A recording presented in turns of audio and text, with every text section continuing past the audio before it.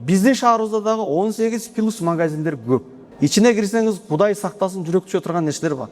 Кээде аял эркек ортосунда боло бере турган кээ бирки оюнчуктары бар мейли. О дамла ушергем кирип чыктыр дебесем, көзүң жумсаң көрүнө турган нерсе.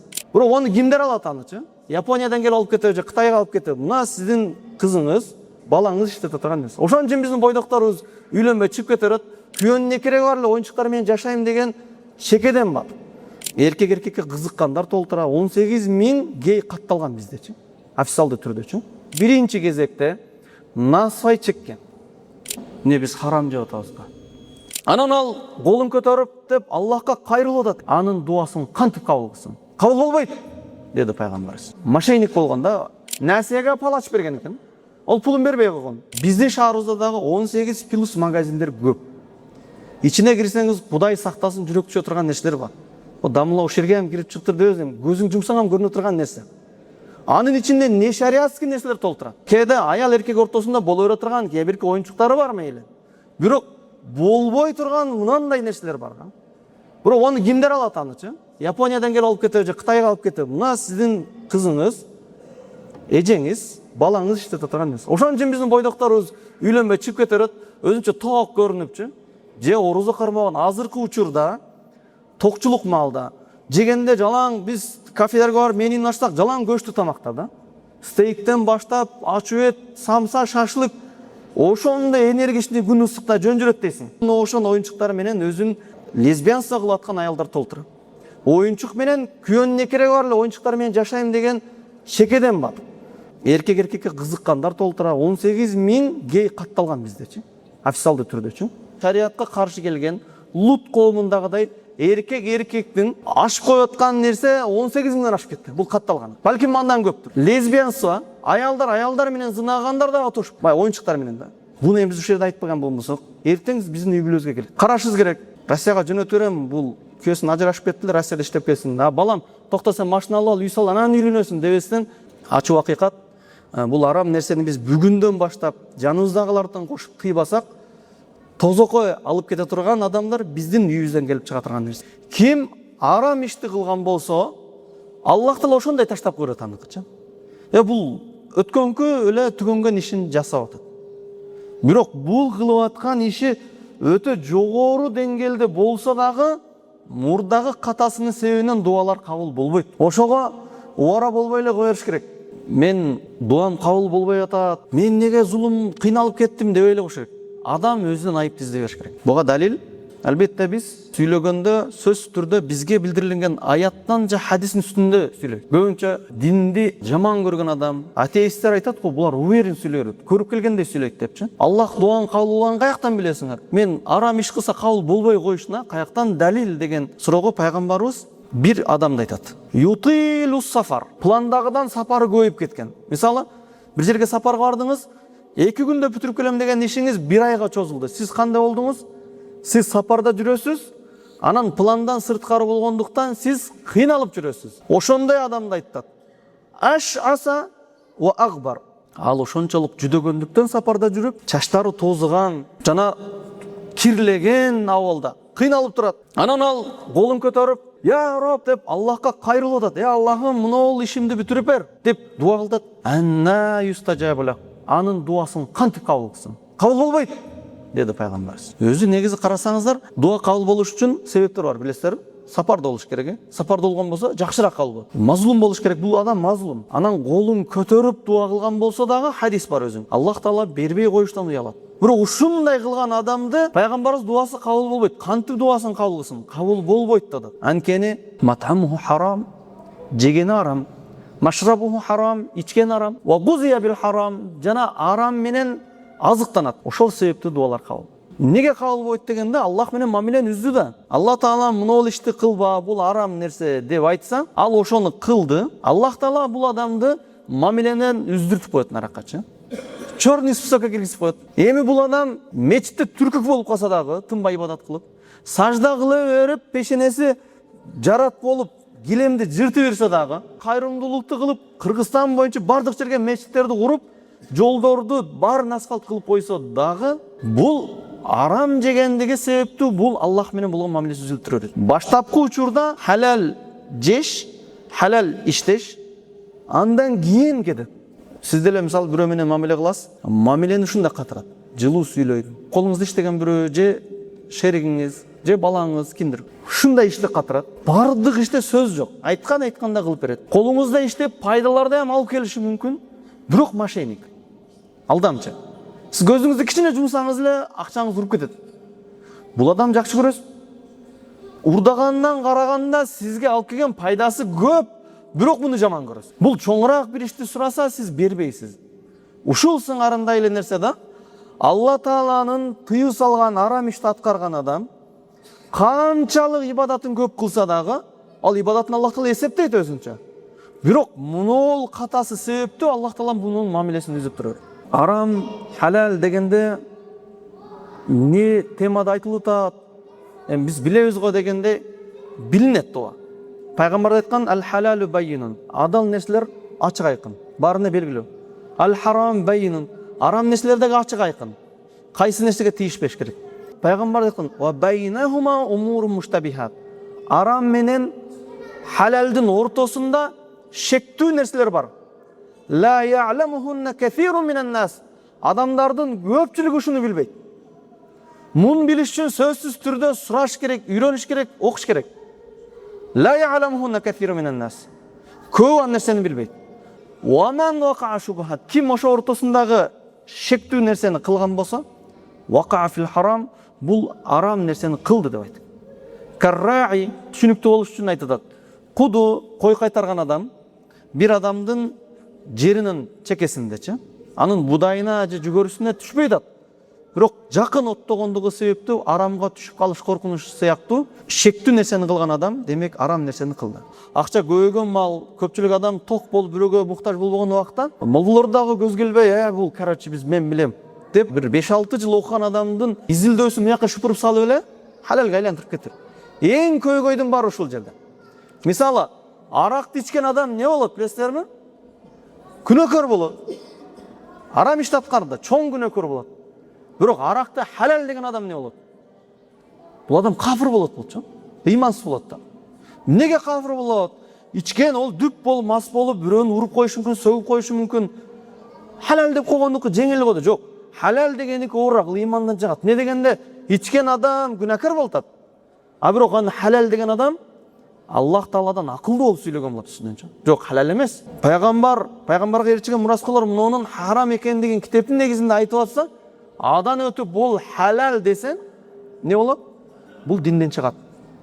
Ошол нерсени эске алышыбыз керек. Азыр кимдир бирөөнүн эле жакыны бир чоң ишти иштеп калса, министр болуп калса, жогору болуп калса, же бир компанияны жетектеп алган болсо, башка кылган болсо, ошонун жанында жүргөн туугандарынын ниети бузулат. Мына мешитке келгендердин эле ниети бузулат. Мисалы, сиздин чоң балаңыз бир жерде шеп болду. Же акаңыздын баласы шеп болуп калды. Болду, сиздин напсыңыз кетти резкичи. Кантип пайдаланасыз? Эми ал шеп болду, ал жерде өзүнүн айлыгы жакшы болду. Эми кааласа ишке алышы мүмкүн, алса эми ошол жерде мурунку система боюнча гана алыш керек, дейм. Чөнтөңүз акча салып бербейт да. Салып берсем бир коррупция менен башка нерсе менен болуш керек. Бирок ниет өлөт дагы, ошол жерден эптеп пайдаланыш керек. Жанагы тендер деген нерсе бар го. Ким шеп болсо, ошонун өмүрү тендер дегенди түшүндө көрбөгөн адам, Айшатасынын баласы бир нерсе ача калат дагы тендерден алып бүтүрүп, ортодон жегенге аракет кылат. Оштун кирпичин жалап аткан ташып калган го. Кирпич ал жөнүнчө. Не дегенде развозкасы бекер. Жүк ташып баргандар беракка пустой келет, жүк машиналары. Беракка жүк менен келгенде наракка пустой болот дагы. Шептин тууганы да, короче мен шепке айтып койдум, мына кетип атынан жүктөп кетесиң. Ушул халалбы же харамбы? Эми ал бай иштен айдалып кетпеш үчүн, же болсо иштен башка жака жылдырып салбаш үчүн болуптур деп курук кетпейин алып кетет. Бирок ушул халал эмес. Омар ибн Абдул-Азиз бир күн ооруп калат. Бул окуя. Ооруп калганда, билесиздер, булар жооптуу кызматта болушкан. Асал алып кеп бер дейт. Асал алып кеп бер дегенде, аялы Фатима, Омар ибн Абдул-Азиздин аялы Фатима, дайым приказды жазып жөнөткөн илгери барит деп, телеграм иштеп турган. Телеграм атчандар турган. Азыр деле көп нерсе кат менен келет го. Арыз жазат, арызга жооп жазат, иш чыгарыш менен кетет. Азыр эми Заман өнүккөн сайын бүткүл ишчилер топтоп WhatsApp группага жазып, же болсун жалпы мессенджерлер менен иштейт дагы бир аз жеңилирээк. Мурда мындай кеткен. Мына жерде башкаруучу олтурат, бир проблема келет, ошол проблеманы кагаз бетинде жазып, ушундай ишти аткарсын деп буйрук чыгарып туруп берет, аны бир эле катты алып чабарман кетет. Ошону Telegram деп коет. Ошондой кызмат болгон илгеричи. Катты берери менен эртеңки рейсте эмес, кечке малам эмес, азыр кетиш керек алчы. Ошондо Умар ибн Абдулазиздин аялы ошол кат ташыган чабарманга асал ала кел деп акча берет. Шамданчы. Асал ала кел деп акча бергенде келет асал алып келет. Кандай болот асал? Качественный асал, сапаттуу асал, арзан асал келди да. Умар ибн Абдулазиздин алдына тез эле келип калды эртеси күнү. Ооруп атат да. Асалды жештен алдым, бул каяктан dedi. Ушул проблема жери ушул болот. Үйдө тамак жегенде бул каяктан деген вопростор көңүңүздөрдө жок болду. Мунул асал каяктан деди эле. Ол кеминбестен эле айтты. Мен жана акча берип дайындадым эле баягы кат ташыган Телеграмдын атчандары. Барып алып келди эле. Жакшы асал экен деди эле. Жок деди. Бул бизге харам деди. Анткени эмне болот? Анын ташып алып келиш доставкасы каяктан болуп атат? Доставкасы өзүнүн мүлкүнөн болбой атат. Өзү ээлеп турган кызматтын себептүү мамлекеттин чуркаган атынын себебинен болуп атат. Айтты муну саткыла дагы, өзүңүн эле акчаңы алып ал дагы. Пайдасы калат да, алыстан келди. Пайдасына ошо аттарга жем алып бергил. Болду. Маселени көрүп атасыздарбы? Ошончолук деңгээлде биз жеген нерсебизге карашыбыз керек. Кээде атайын айтабыз, бир молдодан дос кыла албайчы, аралашып жүрсөк, азмаз ахиретте эстетип каласыңар десе, тамак шеретин айтат да. Жашоо өтө кыйындашып кетет да сен менен жүрсөк деп. Ушу запрет эле боло берет деп. Бирок харам нерселер чыннаганда аз тууганда. Адам алейхисаламды бейишке киргизип туруп бир эле даракты запрет берген да. Калган бардыгы халал болгон да. Бирок ошол нерсеге тийген. Ошол сыяктуу жер бетинде дагы бизге адал кылган толтуран нерсе бар. Бир эки эле нерселер бар да, ошолор гана тыйылган. Аллах Таала хуаллази халака лакум ма фил арди жамиа. Ал Аллах Таала жер бетиндеги бардык нерсени силер үчүн жаратты. Бардыгы халал. Эгерде бирөө сураса да, палан деген чөп бар экен, эмне болот десе болобу? Ойлонбой халал дейбиз. Палан деген козгарын халал. Палан деген халал коркпойчу. Эмнеге дегенде бардыгы халал, бирок ичинен мунол харам. Муну тийбегиле дегендер гана харам. Түшүнүп негизи эле жалпы эле уруксат ичинен исключительный эсептүү колдун бармагы менен эсептей турган нерселер гана тыйылган. Адам алейхисаламга ошол дарак кызык көрүнгөндөй эле харам болгон нерсени эле көргүн келе берет да. Бул шайтан туугандар. Яхуттар мынтип айткан иннамал бай'у мислу риба. Чындыгында соода деле сүткөрлүктөр эле. Харам нерсени кылгысы келгендер ушинтип жол тапканга аракет кыла берет. Баягы рассрочка деле кредиттей эле. Мурабаха деле баары кредиттей эле деп эл оозуна кеңири эле айтылып жүрбөйбү? Неге дегенде кредитке деле 100 миң алсаң 130 миң кош берип атасың. Буда деле мурабахада деле бир темир алтасың да дагы эле кымбат, даже одан көп берип атпайсың. Зато бул сода. Сода сүткөрлүк эмес. Бул никелеп эле арендага алган болсоң харам, ошол сыяктуу эле өзүнүн жолу менен болсо халал бардык. Ошол жагын түшүнүшүбүз керек. Шариятыбызда муну тыйбадыбы болду халал. Шариятыбызда тыйдыбы болду бул харам. Шариятыбыз эмнеге акчанын сүткөрлүгүн тыйды? Анткени бир түрдүү нерсени берип, кайра бир түрдүү нерсенин үстүнө кошкондо насия же баягындай алмаш бир нак болсо дагы түз бир жынста мында ызычуу пайда болот. Тополоң пайда болот. Нааразылык пайда болот. Барго сиз бирөөдөн 100 миң алгансыз 15 жыл мурда. 15 жыл мурда. Азыр сизге 100 миңди алып кеп берди. Ыраазысыз, ыраазы эмессиз? Нааразысыз. Анткени ортодо эмне болуп атат? Бунун сүткөрлүккө тиешеси жок. Разницасын түшүндүрүп атам да. Ошол сыңарында эле 100 миң берип туруп 130 миң кошом дегенде бир түрдүү нерседен сөзсүз түрдө ызычуу чыгат. Арам нерсе эмне дегенде юакибу фаилу, аткарган адам жазаланат. Дүйнөдө дагы жазаланат, ахиретте дагы жазаланат. Дүйнөдө дагы, ахиретте дагы жазаланат. Бирок таштаган болсо, арамды кылбай койгон болсо, бул адам соо болот. Абу Бакыр Сыддык, билесиздер, сахабалардан бир күнү үйүнө келгенде мындай өзүн мукатап кулу. Мукатап кулу деген дагы бир түшүндүрөлү, кул ээлешүүлүк азыр жок болгондуктан кулду эркиндикке чыгарышынын ар түрдүү жолу болгон. Жөн эле эркиндик кылып берсе болот. Же акчага сатып алса болот, же акчасы жок болсо дагы рассрочкага эркиндик кылуу жолу бар. Мукатап деп коет. Мисалы кул келип айтат: "Мен 2 жыл айына 30 миң сомдон акча көп берем." Айма айчы. баягы 2 жылга машина алган сыяктуу, 2 жылга үй сатып алган сыяктуу. Айыма 30 миң сом алып келип берем, анан эркин кыласың. Ошондой келишим менен эркиндикке чыкса болот. Бул Абу Бакр Сыддык ыйман келтирген кул болгондуктан ошол жол менен эркиндикке берди. Шыр эле эркин кылып койсо болот эле, бир аз кыйшаң-кыйшаңыраак кул болчу да. Балким ошо мага акча алып келип бергенче аралашып жүрүп, дагы динди үйрөнсүн деп, муну рассрочкага акчасы төлөнүп тура турган деңгээлде келишим менен чыгарды.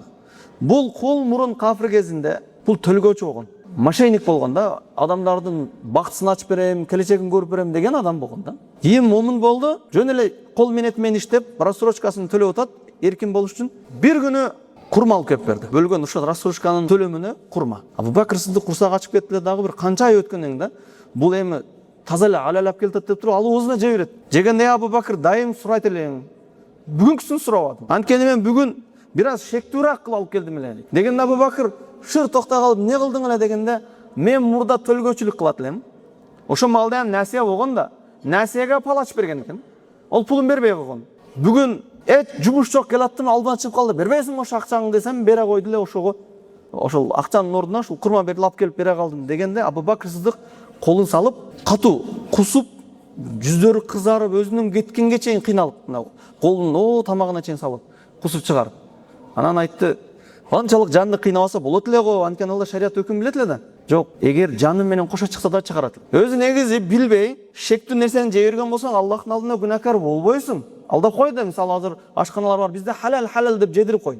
Эми сиз күнәкар эмессиз, бирок алкын булганат да. Мүмкүн болсо ошону ham кылбаш керек. Абу Бакр Сыддык болушунча ошону чыгарганга аракет кылды. Бирөөлөр миллиондогон акча табат, харам халалына карабайт, бирөөлөр аз акча салат, халалына карайт. Халали эмне болот? Аллах менен болгон мамилеси бүтүн болот. Колун көтөрүп, "Я Алла" дегенде эле болду, ушул нерсе менен кабыл болуп кетет.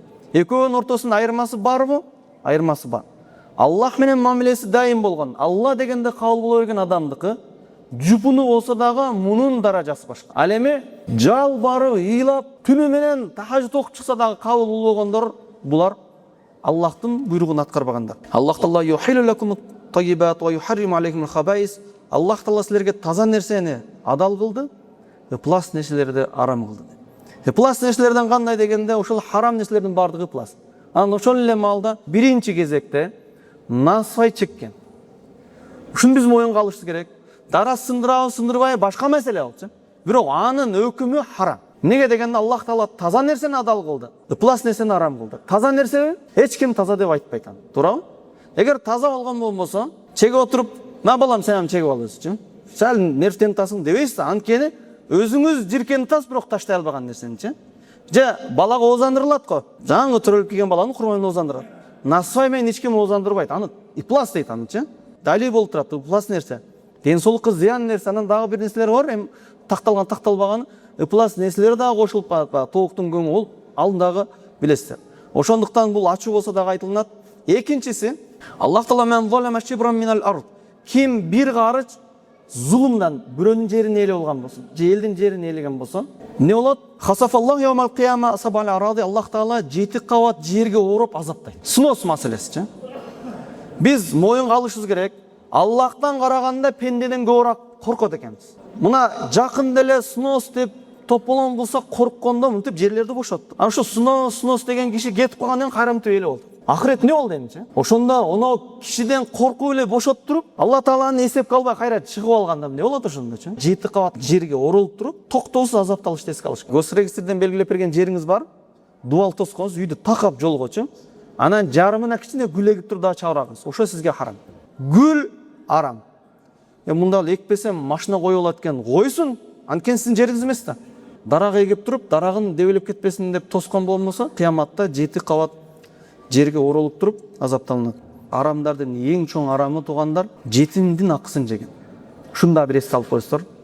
Жетимдин акысын жеген кандай болуп калат дегенде, арабызда жетим балдар көп. Азыр авариядан башка нерседен өтүп кетет, балагатка жете элек балаң.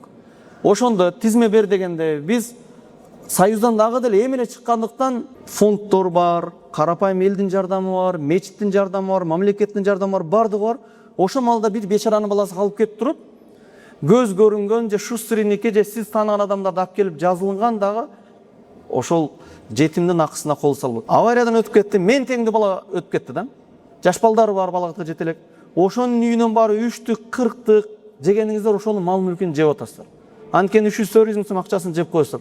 Ал качан балдар чоңойго чейин акчасын бир акылдуураак адам баса калып эч кимге бербей, жедирбей, жанагы балдар чоңойгондон кийин бөлүп бериш керек. Ого чейин өсө турган бизнеси болсо өстүртүп, көбөйтүп, мисалы машинасы калган болмосо, машинасынан ошо ойдан калса арзандап кетет да.